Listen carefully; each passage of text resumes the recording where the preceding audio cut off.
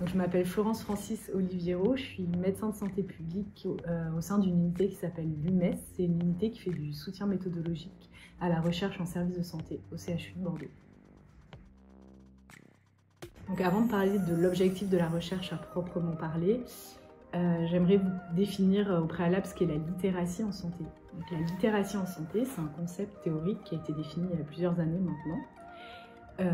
La littératie en santé, c'est la capacité pour une personne ou sa motivation à aller chercher de l'information médicale, à la comprendre, à interagir avec elle, à savoir l'analyser et l'interpréter, tout ça en vue de prendre une décision concernant sa santé.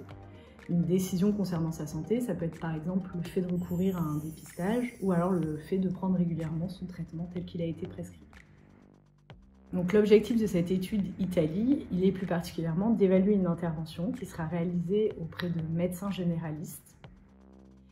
Et c'est une intervention qui va viser à améliorer la littératie en santé des patients hypertendus suivis en médecine générale non équilibrés de leur traitement.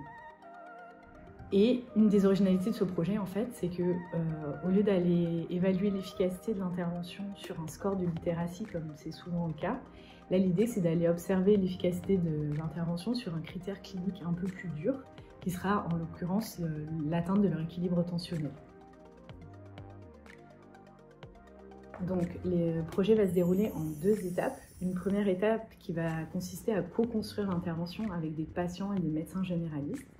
Donc l'idée de cette co-construction, en fait, notre intervention, elle va se composer d'une combinaison d'outils qui ont déjà fait la preuve de leur efficacité dans la littérature, à minima sur la littératie en santé des patients. Et donc l'idée, c'est de réunir des médecins et des patients et qu'ensemble, on choisisse les outils qu'ils estimeront être le plus acceptable et le plus pratique à utiliser dans leur vie quotidienne.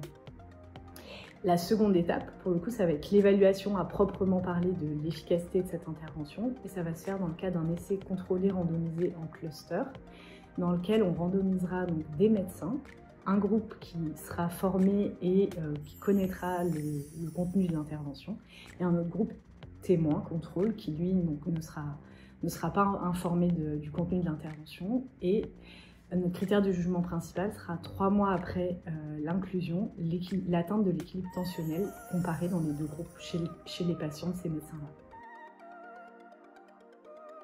Donc si les résultats de ce projet sont positifs, ce que nous espérons, l'idée serait de pouvoir généraliser, sensibiliser le maximum de médecins à cette question de la littératie de leurs patients et notamment nous espérons pouvoir proposer des formations dès le cursus initial aux médecins afin qu'ils soient sensibilisés à cette question.